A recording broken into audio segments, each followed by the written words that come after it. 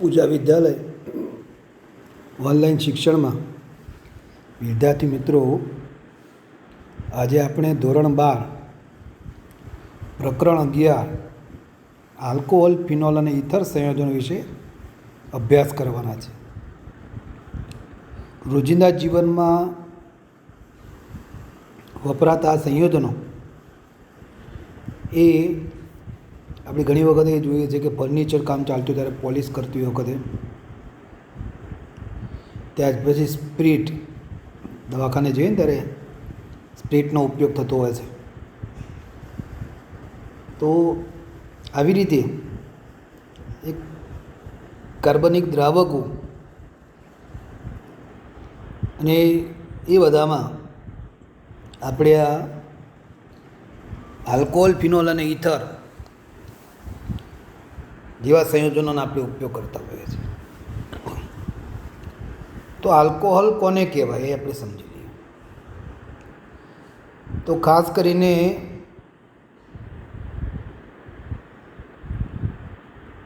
Hydroxyl સમૂહ, OH સમૂહ જ્યારે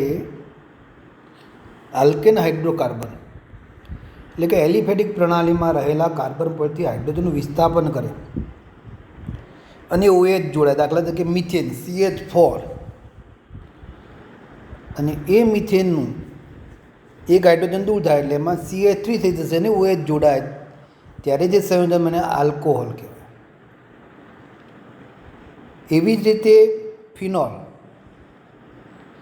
એરોમેટિક પ્રણાલી એટલે કે ફિનાઇલ બેન્ઝીન રિંગ C6H6, એમાં રહેલા કોઈપણ એક કાર્બન પરથી હાઇડ્રોજનનું વિસ્થાપન હાઇડ્રોક્સિલ સમૂહ OH સમૂહ કરે ત્યારે બનતી નિપજને આપણે ફિનોલ તરીકે ઓળખીએ છીએ. C6H5OH, બેન્ઝીન રિંગ ઉપર OH જોડવા. એવી રીતે ઇથરની વાત કરીએ આપણે. ઇથર કેવી રીતે બનશે? તો હાઇડ્રોકાર્બનમાં રહેલા હાઇડ્રોજનનું વિસ્થાપન આલ્કોક્સી અથવા એરાઇલોક્સી, આલ્કોક્સી એટલે OR, આલ્કાઇલ સમૂહ સાથે ઓક્સિજન એટલે આલ્કોક્સી કહેવાય, અથવા OR જોડાય ત્યારે એમાંથી ઇથર બનશે. અહીંયા આપણને ઉદાહરણ આપે CH3OCH3 એટલે કે CH4 હોય, હાઇડ્રોજન નીકળી જાય એટલે OCH3 જોડાય એટલે આપણે એને ડાયમિથાઇલ ઇથર એટલે કે ઇથર સંયોજન તરીકે આપણે ઓળખીએ છીએ. તો અહીંયા આપણે આ ઇથરની વાત કરીએ તો આલ્કોહોલ કે ફિનોલ જે સંયોજનો હોય એમાં OH સમૂહમાં રહેલા હાઇડ્રોજનનું વિસ્થાપન આલ્કિલ અથવા એરાઇલ વડે બંને થાય તો પણ આપણને ઇથર મળશે.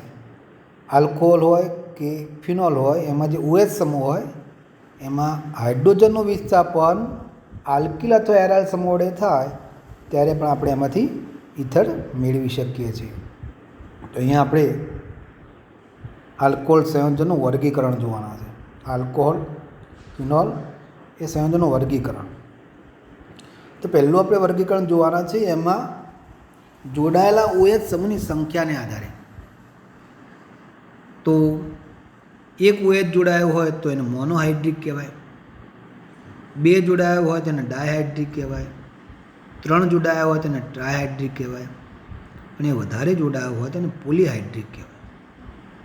હવે તે તમે જોઈ શકો છો, પહેલું C2H5OH ઇથેનોલ છે પણ આપણે એને મોનોહાઇડ્રિક કહીશું. એવી રીતે બીજું જે સંયોજન છે ઇથેન 1,2 ડાયોલ, એને આપણે ડાયહાઇડ્રિક કહીએ છીએ, 2 OH સમૂહ જોડાયેલા છે. પ્રોપેન 1,2,3 ટ્રાયોલ, જેને આપણે ટ્રાયહાઇડ્રિક કહીએ કારણ કે 3 OH સમૂહ જોડાયેલા. તો આ રીતે આલ્કોહોલમાં મોનોહાઇડ્રિક, ડાયહાઇડ્રિક અને ટ્રાયહાઇડ્રિક. હવે મોનોહાઇડ્રિકનું પાછું આગળ વર્ગીકરણ કરવાના છે.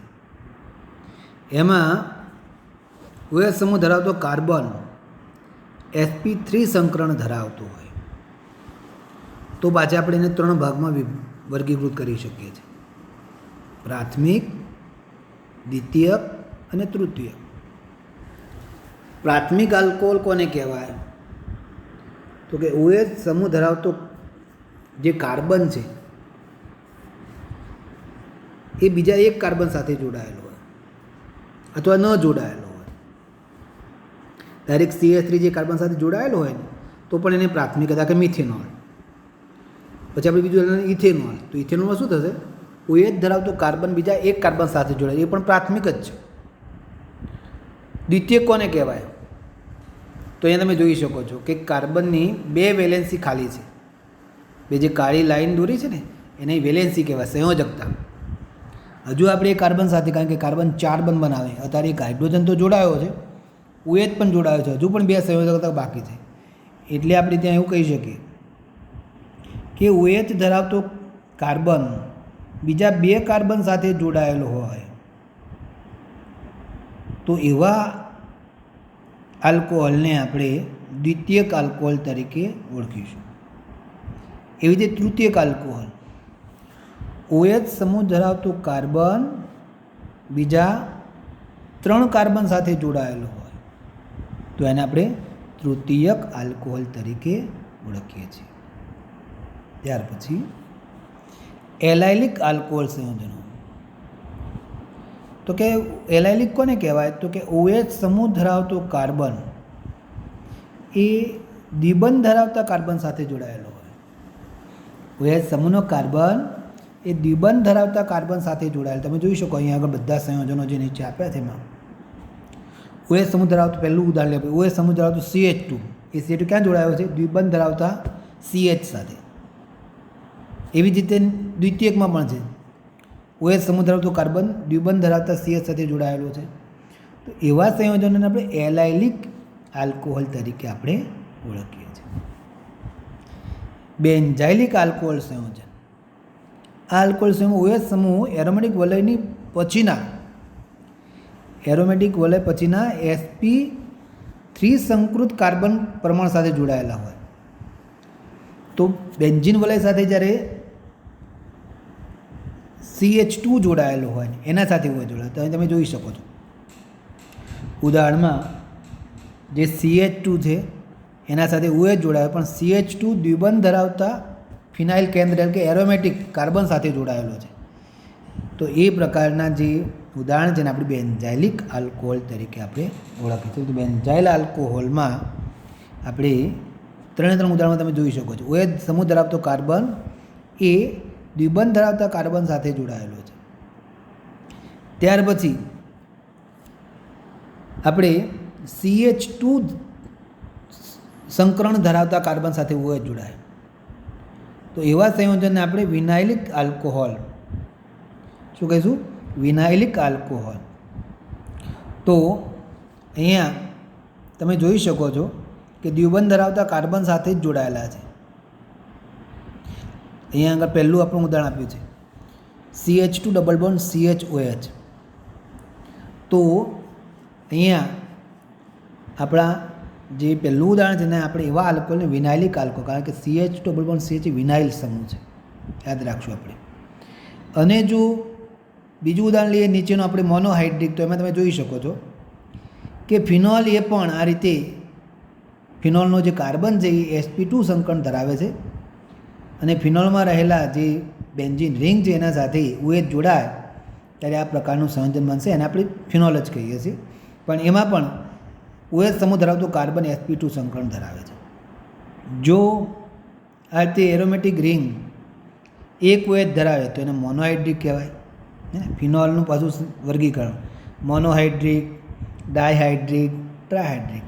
એક OH હોય તો મોનોહાઇડ્રિક, 2 હોય તો ડાયહાઇડ્રિક, 3 હોય તો ટ્રાયહાઇડ્રિક. હવે ઇથરની વાત કરીએ. ઇથરમાં પાછા 2 પ્રકારના ઇથર આવશે. તો ઓક્સિજન પરમાણુ સાથે જોડાયેલા જે આલ્કિલ અથવા એરાઇલ સમૂહ છે એના આધારે આપણે સાદા અથવા મિશ્ર, એટલે સાદા એટલે સમમિત ઇથર કહેવાય અને મિશ્ર એટલે અસમમિત ઇથર કહેવાય. સાદા ઇથર કોને કહેવાય? તો ઓક્સિજન સાથે જોડાયેલા આલ્કિલ અથવા એરાઇલ સમૂહ સમાન હોય તો એને આપણે સાદા અથવા સમમિત ઇથર કહેવાય. બંને ભાગ સરખા હોય. તમે જોઈ શકો છો અહીંયા પહેલું ઉદાહરણ છે C2H5O C2H5. ઓક્સિજનની બંને બાજુએ ઇથાઇલ સમૂહ જોડાયેલા છે, માટે આપણે એને સમમિત ઇથર અથવા સાદા ઇથર તરીકે ઓળખીશું. એના પછીનું ઉદાહરણ છે C2H5O CH3. તમે એમાં જોઈ શકો છો C2H5 એક બાજુ જોડાયો છે, એક બાજુ CH3, એટલે એક બાજુ ઇથાઇલ જોડાયો છે, બીજી બાજુ મિથાઇલ જોડાયો છે. તો આપણે એને અસમમિત ઇથર તરીકે ઓળખીએ છીએ. તો એના પછી નીચે બીજું ઉદાહરણ છે C2H5OC6H5. તો એક બાજુ ફિનાઇલ કેન્દ્ર જોડાયું છે, બીજી બાજુ ઇથાઇલ સમૂહ જોડાયો છે. બંને જે શાખાઓ, બંને જે ભુજાઓ છે એ બંને ભુજાઓ સરખી નથી, માટે આપણે એને અસમમિત ઇથર તરીકે ઓળખીએ છીએ. તો ઇથરમાં આપણે આ બે પ્રકારના ઇથર, એક સાદા ઇથર, બીજા મિશ્ર ઇથર. આલ્કોહોલ સંયોજનનું નામકરણ.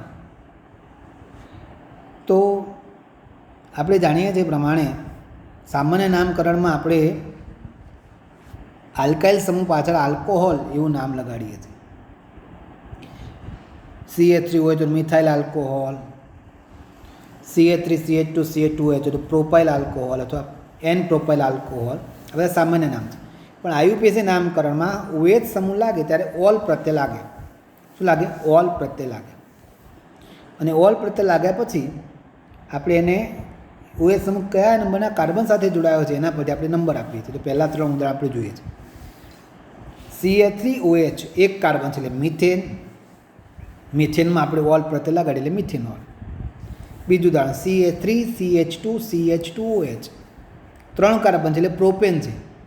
કયા કાર્બન ઉપર OH જોડાયો છે? પહેલા કાર્બન, એટલે શું થશે? Propane 1 all. પહેલા, બીજા અને ત્રીજા કાર્બન ઉપર, એટલે 3 કાર્બન છે એટલે પ્રોપેન કહેવાશે. પણ તમે ગણતરી કરશો તો બીજા કાર્બન ઉપર OH જોડાયો છે એટલે પ્રોપેન 2 ઓલ થશે. તો આ રીતે આપણે નામકરણ કરી શકીએ છીએ. મેં હમણાં તમને વાત કરી હતી એમ, ઇથેન 1,2 ડાયોલ, પ્રોપેન 1,2,3 ટ્રાયોલ. એટલે અહીંયા કાર્બન સંખ્યા ગણી અને OH સમૂહ કેવી રીતે જોડાયા છે ને કેટલા જોડાયા છે એ સિવાય કયા કયા ક્રિયાશીલ સમૂહ જોડાયા છે એના આધારે આપણે નામકરણ કરી શકીએ છીએ. ત્યાર પછી ચક્રીય આલ્કોહોલ. જો અહીં આગળ ઉદાહરણ છે સાયક્લોહેક્ઝેનોલ. ષષ્ટકોણીય ચક્ર છે એટલે સાયક્લોહેક્ઝેન કહેવાય. અને સાયક્લોહેક્ઝેનને ઓલ પ્રત્યે લાગો એટલે શું કહેવાય? સાયક્લોહેક્ઝેનોલ. બીજું ઉદાહરણ છે એમાં તમે જોઈ શકો છો 1 2 3 4 ને 5 સાયક્લોપેન્ટેન છે. સાયક્લોપેન્ટેનોલ, પણ એમાં OH સિવાય પણ એક સમૂહ જોડાયો છે CH3 જેનું મિથાઇલ કહેવાય. એટલે શું લખ્યું છે? 2 મિથાઇલ, કારણ કે OH ધરાવતા કાર્બનને પહેલો નંબર આપવો પડે, તો CH3 ધરાવતા કાર્બનને બીજો નંબર આપીએ છીએ. 2 મિથાઇલ સાયક્લોપેન્ટેનોલ. તો આ રીતે આપણે નામકરણ કરી શકીએ છીએ. ત્યાર પછી આપણે ફિનોલના નામકરણમાં જોઈએ તો ફિનોલમાં પણ જ્યારે વિસ્થાપિત નિપજ મળે ત્યારે ઓર્થો, મેટા અને પેરા આવા નિપજ મળે છે. ઓર્થો સ્થાન ક્યારે કહેવાય? તો આપણે OH સમૂહ ધરાવતો કાર્બન પછી તરત જ, એટલે કે બીજા કાર્બન ઉપર જ્યારે અન્ય સમૂહ જોડાયેલો હોય ત્યારે આપણે એને ઓર્થો નિપજ કહીએ છીએ. ત્રીજા સ્થાને જોડાયા હોય તો આપણે એને મેટા નિપજ કહીએ છીએ. અને ચોથા સ્થાને જોડાયા હોય તો એને આપણે પેરા નિપજ કહીએ છીએ. આગળ તમે જોઈ શકો છો, તમે જો IUPAC નામ છે 2 મિથાઇલ ફિનોલ. આપણે એને ઓર્થો ક્રેસોલ પણ કહી શકીએ કે CH3 ને OH જોડાયો હોય એને ક્રેસોલ કહેવાય. પણ કયા સ્થાને બે સમૂહ જોડાયા છે? ઓર્થો સ્થાને, પાસેના સ્થાને. એકાંતરે એક છોડીને એક સમૂહ જોડાયો તો એને મેટા ક્રેસોલ કહેવાય. અને એક્ઝેક્ટ સામ સમય જોડાયો હોય તો આપણે એને પેરા ક્રેસોલ તરીકે આપણે ઓળખીએ છીએ.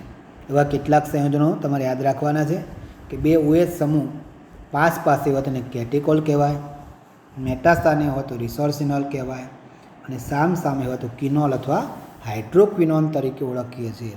આપણે નામકરણ આપવું હોય તો બેન્ઝીન 1,2 ડાયોલ, કેટેકોલને આપણે એવું કહી શકીએ. રિસોર્સિનોલને કહેવાય બેન્ઝીન 1,3 ડાયોલ, અને ક્વિનોલને કહેવાય બેન્ઝીન 1,4 ડાયોલ.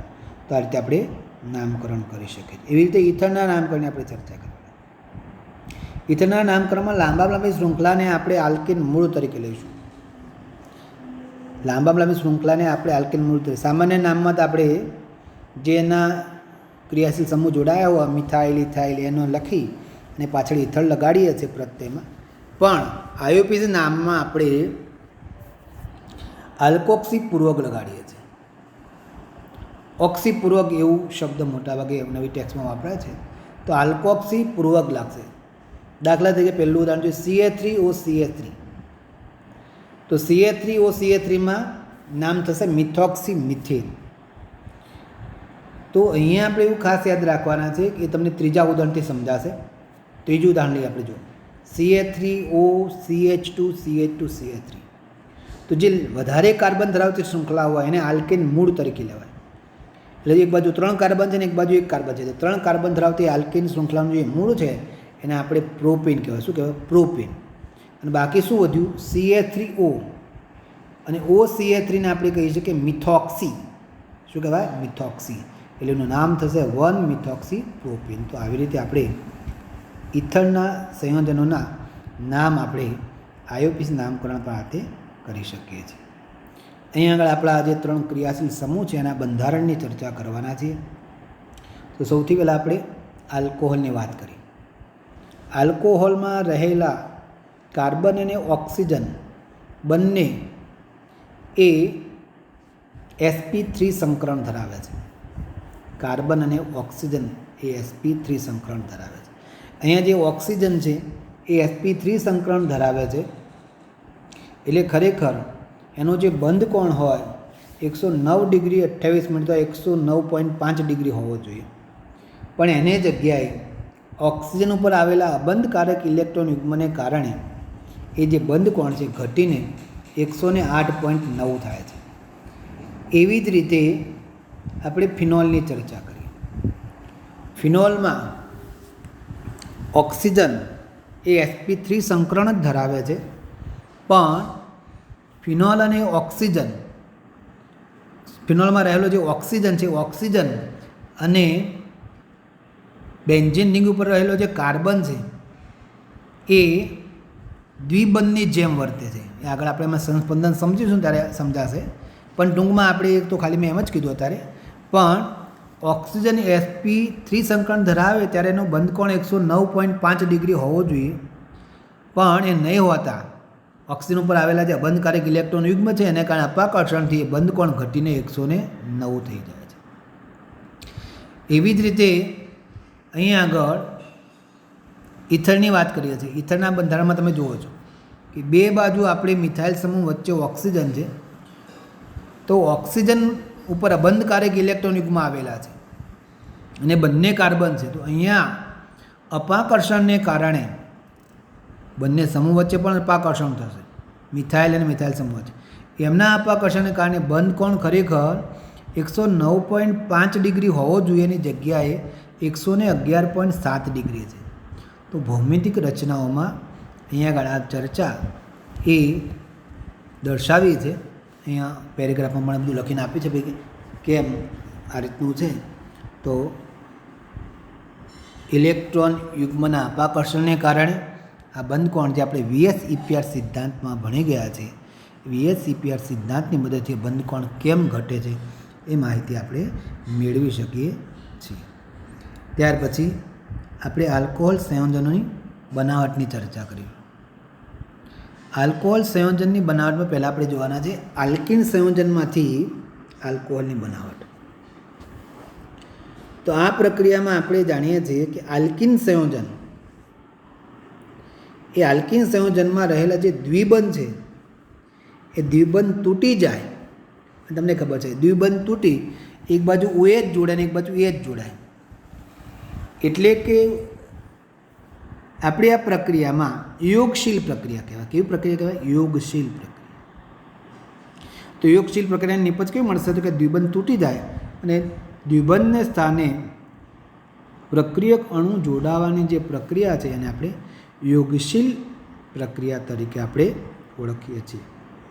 અહીં આલ્કિન સંયોજનમાં તમે જોઈ શકો છો કે ઉદ્દીપકીય જલીકરણ છે. એસિડ ઉદ્દીપકની હાજરીમાં પાણી સાથે પ્રક્રિયા કરવાથી યોગશીલ નિપજ થઈ અને આપણને અહીંયા આલ્કોહોલ મળે છે.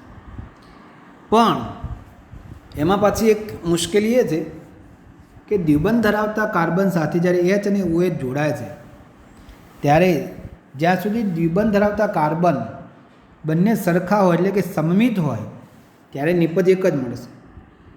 પણ જો અસમમિત હોય તો અહીંયા આપણે જાણીએ છીએ કે આપણે અસમમિત આલ્કિન સંયોજન માટે માર્કોવ નિકોપનો નિયમ 11મા ધોરણમાં ભણી ગયા છે કે આવું જ્યારે અસમમિત ઇથિલિનિક દ્વિબંધ આવે ત્યારે વધારે વિદ્યુતઋણ ભાગ એ ઓછા હાઇડ્રોજન ધરાવતા ઇથિલિનિક દ્વિબંધ સાથે જોડાશે. તમે બીજી પ્રક્રિયા જોઈ શકો છો. એમાં આપણને પ્રોપીન આપી છે. પ્રોપીન સાથે પાણીની પ્રક્રિયા છે. તો પ્રોપીનમાં તમે જોઈ શકો છો CH2 એટલે CH3 CH double bond CH2. તો ડબલ બોન્ડની એક બાજુ CH3 છે અને બીજી બાજુ CH2 છે, એટલે બંને સરખા નથી. ત્યારે OH હંમેશા CH સાથે જોડાશે, CH2 સાથે જોડાશે ને એવું માર્કોવ-નિકોમના નિયમથી આપણે જાણી શક્યા છીએ. ત્યાર પછીની પ્રક્રિયા છે જેમાં આપણે હાઇડ્રોબોરેશન પ્રક્રિયા. હાઇડ્રોબોરેશન ઓક્સિડેશન દ્વારા આલ્કોહોલનું નિર્માણ. ડાયબોરેન BA3, જેને આપણે B2H6 મોટાભાગે લખતા હોઈએ છીએ, પણ અહીં આગળ આપણે ડાયબોરેન BH3 ટ્વાઇસ. એની આલ્કિલ સંયોજન સાથેની પહેલી યોગશીલ પ્રક્રિયા છે. યોગશીલ પ્રક્રિયામાં મેં કીધું એમ કે એક બાજુ H જોડાશે, બીજી બાજુ BH2 જોડાશે અને દ્વિબંધ તૂટે છે, માટે એને આપણે યોગશીલ નિપજ તરીકે ઓળખીએ છીએ. આવી રીતે આપણે એક કરતાં વધારે આલ્કિન સંયોજનો એટલે કે પ્રોપીન સંયોજન સાથે પ્રક્રિયા કરીશું તો આપણને આ રીતે યોગશીલ પ્રક્રિયાની નિપજ સ્વરૂપે આપણને ત્રીજા તબક્કે ટ્રાય આલ્કાઇલ બોરેન મળશે. ટ્રાય આલ્કાઇલ બોરેન અહીં આપણને નિપજ મળી છે CH3 CH2 CH2 CH3B. પહેલો તબક્કો કરશો એટલે યોગશીલ પ્રક્રિયા મળશે, બીજા તબક્કામાં ડાય આલ્કાઇલ બોરેન મળશે અને ત્રીજા તબક્કામાં આપણે ટ્રાય આલ્કાઇલ બોરેન મળશે. પછી આપણે એનું ઓક્સિડેશન કરવાના છે. તો ઓક્સિડેશનમાં આપણે જલીય સોડિયમ હાઇડ્રોક્સાઇડ એટલે કે જલીય NaOH ની હાજરીમાં H2O2 હાઇડ્રોજન પેરોક્સાઇડ દ્વારા ઓક્સિડેશન કરવાના છે. અને હાઇડ્રોજન પેરોક્સાઇડ દ્વારા આપણે ઓક્સિડેશન કરીશું એટલે આપણી જે આલ્કિલ શૃંખલા હતી CH3 CH2 CH2 એ આલ્કોહોલમાં રૂપાંતરણ પામશે અને આપણને નિપજ સ્વરૂપે 3 આલ્કોહોલ મળશે. તો અહીંયા આપણે જોઈ શકીએ છીએ પ્રોપેન 1 મોલના 3 મોલ મળે છે. તો આ રીતે આપણે આલ્કોહોલનું નિર્માણ કરી શકીએ છીએ. તો અહીંયા આપણે હાઇડ્રોબોરેશન અને ઓક્સિડેશન દ્વારા આલ્કોહોલ મેળવી શકીએ છીએ. એના પછી કાર્બોનિલ સંયોજનમાંથી પહેલો પ્રશ્ન છે આપણે કાર્બોનિલ સંયોજનો કોને કહેવાય? આપણે આગળ ભણવાના છીએ હમણાંના પછીના ચેપ્ટરમાં. આલ્ડીહાઇડ, કીટોન અને કાર્બોક્સિલિક એસિડ કાર્બોનિલ સમૂહ છે. કાર્બન ઓક્સિજન સાથે દ્વિબંધથી જોડાય, કાર્બન ઓક્સિજન સાથે દ્વિબંધથી જોડાય ત્યારે એને કાર્બોનિલ સમૂહ કહેવાય. અને એના સંયોજનો એટલે કાર્બોનિલ સંયોજનો. એમાં આપણે આલ્ડીહાઇડ, કીટોન, કાર્બોક્સિલિક એસિડ લઈ શકીએ છીએ. તો અહીં આપણે આલ્ડીહાઇડ અને કીટોનમાંથી બનાવવાના છે. તો આલ્ડીહાઇડ અને કીટોનમાંથી બનાવવા માટે આપણે જુદી જુદી પ્રક્રિયામાં પહેલી પ્રક્રિયા છે ઉદ્દીપકીય હાઇડ્રોજનીકરણ. અહીં C ડબલ બોન્ડ O છે, C ડબલ બોન્ડ O. તો હાઇડ્રોજનીકરણ એટલે જે દ્વિબંધ છે C અને O વચ્ચેનું એ તૂટી જશે અને બંને બાજુ હાઇડ્રોજનના પરમાણુ જોડી જશે H2માંથી, જેને હાઇડ્રોજનીકરણ કહેવાય. પહેલી પ્રક્રિયા જે લખી છે ને કે RCHO plus H2 gives RCH2OH. પણ આ પ્રક્રિયા દરમિયાન ઉદ્દીપક તરીકે તમે પેલેડિયમ, પ્લેટિનમ કે નિકલનો ઉપયોગ કરી શકો છો. તો આલ્ડીહાઇડમાં આપણે આ રીતે એનું રિડક્શન કરવાથી આપણે પ્રાથમિક પ્રકારના આલ્કોહોલ મેળવી શકીએ છીએ.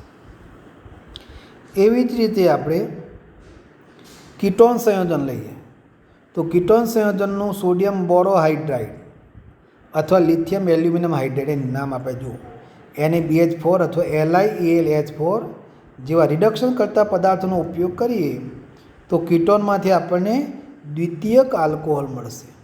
જો આલ્ડીહાઇડ લો તો પ્રાથમિક આલ્કોહોલ મળે અને કીટોન લેશો તો તમને દ્વિતીયક આલ્કોહોલ મળે છે. તો આ રીતે આપણે આલ્ડીહાઇડ અને કીટોનમાંથી આલ્કોહોલ મેળવી શકીએ છીએ. તો આપણે ખાસ યાદ રાખીશું રિડક્શન પ્રક્રિયામાં કે રિડક્શન પ્રક્રિયા હોય ત્યારે જો આલ્ડીહાઇડ હોય તો પ્રાથમિક આલ્કોહોલ મળે અને કીટોન હોય તો દ્વિતીયક આલ્કોહોલ મળશે. ત્યાર પછી કાર્બોક્સિલિક એસિડ અને એસ્ટરમાંથી તો કાર્બોક્સિલિક એસિડ એ પ્રબળ રિડક્શન કરતા LiAlH4 એના દ્વારા આપણે પ્રાથમિક આલ્કોહોલ મેળવી શકીએ છીએ. RCOOH કાર્બોક્સિલિક એસિડ છે એને આપણે LiAlH4 સાથે પ્રક્રિયા કરીશું ત્યારે પ્રક્રિયા થઈ અને આપણને જ્યાં COOH છે તેની જગ્યાએ શું બનશે CH2OH. COOHની જગ્યાએ CH2OH. જે ઓક્સિજન છે ત્યાંથી દૂર થઈ જશે અને ત્યાં હાઇડ્રોજન જોડી જશે અને ઓક્સિજન પાણીના અણુ સ્વરૂપે દૂર થઈ જશે. એટલે અહીંયા આગળ પ્રક્રિયા દરમિયાન આપણે કાર્બોક્સિલિક એસિડમાંથી આલ્કોહોલ મેળવી શકીએ છીએ. ત્યાર પછી આપણે આ પ્રક્રિયામાં સૌપ્રથમ એસ્ટરીકરણ પ્રક્રિયા છે. એટલે આપણે કાર્બોક્સિલિક એસિડમાંથી પેલા એસ્ટર બનાવ્યું છે. તો carboxylic acid RCOOH acid H+ ઉદ્દીપકની હાજરીમાં R-OH આલ્કોહોલ સાથે પ્રક્રિયા કરવાથી આપણને એસ્ટર મળશે RCOOR. એનું આપણે ઉદ્દીપકની હાજરીમાં રિડક્શન કરીશું તો આપણને 2 આલ્કોહોલ મળશે. એક તો RCO છે એની જગ્યાએ RCH2OH અને આ બાજુ જે RO છે એની જગ્યાએ આપણે R-OH. તો એસ્ટરનું આ રીતે આપણે રિડક્શન કરી અને એસ્ટરમાંથી પણ આપણે આ રીતે આલ્કોહોલ મેળવી શકીએ છીએ. ત્યાર પછી ગ્રિગ્નાર્ડ પ્રક્રિયાઓમાંથી આપણે અથવા ગ્રિગ્નાર્ડ પ્રક્રિયક નામના વૈજ્ઞાનિકે આપણને આ ગ્રિગ્નાર્ડ પ્રક્રિયક આપે છે એની મદદથી આપણે આલ્કોહોલ મેળવી શકીએ છીએ. તો ગ્રિગ્નાર્ડ પ્રક્રિયકમાં કાર્બોનિલ સમૂહ સાથે ગ્રિગ્નાર્ડ પ્રક્રિયક જોડાશે ત્યારે એને મધ્યવર્તી નિપજ મળશે. આ જે કૌંસમાં લખી છે ને એ મધ્યવર્તી નિપજ કહેવાય જેને આપણે યોગશીલ નિપજ તરીકે ઓળખીએ છીએ. તો પ્રથમ તબક્કામાં ગ્રિગ્નાર્ડ પ્રક્રિયક એ કાર્બોનિલ કાર્બન સાથે યોગશીલ નિપજ મેળવશે અને યોગશીલ નિપજનું જળ વિભાજન કરવાથી પાણી સાથે પ્રક્રિયા કરવાથી આપણને આલ્કોહોલ મળે છે. તો તમે જોઈ શકો છો જે OH જોડે છે C સાથે R જોડે OH એ આપણો આલ્કોહોલ છે. તમે Rની જગ્યાએ જુદા જુદા આલ્કિલ સમૂહ જોડી શકો છો. એટલે આપણને સરસ મજાનું ઉદાહરણ આપ્યું છે RCHO વત્તા RMGX એટલે આલ્ડિહાઇડ અને ગ્રિગ્નાર્ડ પ્રક્રિયા સાથે પ્રક્રિયા થવાથી આપણને RCH2OMGX મધ્યવર્તી નિપજ મળશે અને જ્યારે જળ વિભાજન કરીશું એટલે આપણને RCH2OH પ્રાથમિક આલ્કોહોલ મળશે. એવી રીતે આમાં તમે જુદા જુદા પ્રકારના ગ્રિગ્નાર્ડ પ્રક્રિયકનો ઉપયોગ કરી અને તમે પ્રાથમિક દ્વિતીયક તૃતીયક પ્રકારના આલ્કોહોલ મેળવી શકાય છે. તો તમે આ પ્રક્રિયક સાથે પ્રાથમિક આલ્કોહોલ અહીં લખ્યું. જો તમે જોઈ શકો છો કે આ પ્રક્રિયા મિથેનોલ સાથે પ્રાથમિક આલ્કોહોલ, અન્ય આલ્ડિહાઇડ સંયોજનો સાથે દ્વિતીયક આલ્કોહોલ અને કીટોન સાથે તૃતીયક આલ્કોહોલ આપે છે. તો તમે આલ્ડિહાઇડ કીટોન સાથે જ્યારે પ્રક્રિયા કરશો ત્યારે તમારા આલ્ડિહાઇડ કીટોન સાથે સાથે તમે કેવા પ્રકારનો ગ્રિગ્નાર્ડ પ્રક્રિયક વાપરો છો એના આધારે આપણે પ્રાથમિક દ્વિતીયક અને તૃતીયક એવા આલ્કોહોલ મેળવી શકીએ છીએ. ત્યાર પછી ફિનોલની બનાવટ. ફિનોલનું ઔદ્યોગિક ઉત્પાદન અને પ્રયોગશાળામાં ફિનોલ બનાવવામાં આપણે કેવી રીતે ફિનોલ બનાવી શકીએ. બીજું ખાસ કે ફિનોલ એને કાર્બોલિક એસિડ પણ કહેવાય. ફિનોલ શું છે? કાર્બોલિક એસિડ તરીકે આપણે ઓળખીએ. સૌ પ્રથમ કોલટારમાંથી આપણે ફિનોલને અલગ કરવામાં આવે છે અને ફિનોલના ઉત્પાદનની કેટલીક પ્રક્રિયાઓ અહીં આપી છે. મેં પહેલી પ્રક્રિયા છે હેલો એરિન સંયોજનમાંથી. તો હેલો એરિન સંયોજન એટલે કે ક્લોરોબેન્ઝીનમાંથી 623 કેલ્વિન તાપમાને 300 વાતાવરણ દબાણે NaOH સાથેની પ્રક્રિયા કરવાથી સોડિયમ ફિનોક્સાઇડ મળશે. આ સોડિયમ ફિનોક્સાઇડની એસિડીકરણથી, સોડિયમ ફિનોક્સાઇડ સોલ્ટ છે એનું એસિડીકરણ કર્યું HCl વડે, તેમાંથી ફિનોલ પ્લસ NaCl, તેમાંથી આપણે ફિનોલ અલગ કરી શકીએ છીએ. તો આ રીતે હેલો એરિન સંયોજનમાંથી આપણે ફિનોલ મેળવી શકીએ છીએ. એ જ રીતે બેન્ઝીન સલ્ફોનિક એસિડ. તો બેન્ઝીનનું સલ્ફોનેશન વોલ્યુમ ધુમાયમાન સલ્ફ્યુરિક એસિડ એના સાથે પ્રક્રિયા કરવાથી બેન્ઝીન સલ્ફોનિક એસિડ મળશે. બેન્ઝીન સલ્ફોનિક એસિડનું પિઘલન કરવાના છે. કોના વડે? તો કે સોડિયમ હાઇડ્રોક્સાઇડ, પિઘલિત સોડિયમ હાઇડ્રોક્સાઇડ સાથે ગરમ કરતા. તો બેન્ઝીન સલ્ફોનિક એસિડની સોડિયમ હાઇડ્રોક્સાઇડ સાથે ગરમ કરતા આપણને સોડિયમ ફિનોક્સાઇડ મળશે અને એનું ફરી પાછું એસિડીકરણ કરતાં આપણને ફિનોલ મળે છે. પણ એ મુદ્દો અહીંયા એ મુદ્દો દર્શાવ્યો નથી, બંને ભેગા જ લખી દીધા છે. એટલે આપણે ડાયરેક્ટ જ અહીંયા બેન્ઝીન સલ્ફોનિક એસિડની NaOH સાથેની પ્રક્રિયા, એટલે એમાં આપણે આ સોડિયમ ફિનોક્સાઇડ એવું કંઈ લખવાની જરૂર નથી. આપણે ડાયરેક્ટ જ બીજો જે મુદ્દો છે H+ કે એસિડીકરણ કરીએ છીએ, તો એસિડીકરણથી ડાયરેક્ટ આપણને OH મળે છે. તો અહીંયા આપણી આ બેન્ઝીન સલ્ફોનિક એસિડની પ્રક્રિયામાં બેન્ઝીનમાંથી બેન્ઝીન સલ્ફોનિક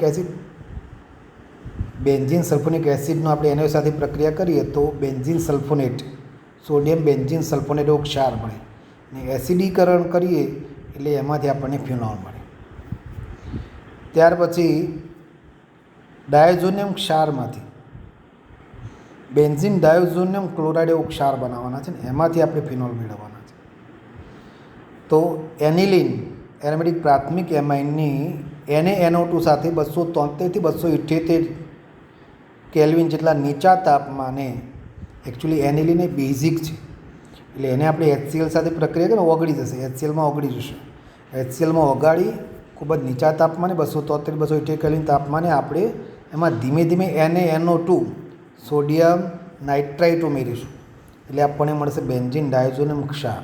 તાપમાન નીચું રાખવું પડશે, ઊંચા તાપમાને આપણું જે ક્ષાર બને છે બેન્ઝીન ડાયોઝોનિયમ ક્લોરાઇડ એ વિઘટન પામી જાય છે, એટલે નીચા તાપમાને પ્રક્રિયા કરીશું. આ બેન્ઝીન ડાયોઝોનિયમ ક્લોરાઇડને આપણે ગરમ પાણી સાથે પ્રક્રિયા કરવાથી આપણને ફિનોલ મળે છે. તો આ રીતે આપણે ફિનોલ મેળવી શકીએ છીએ.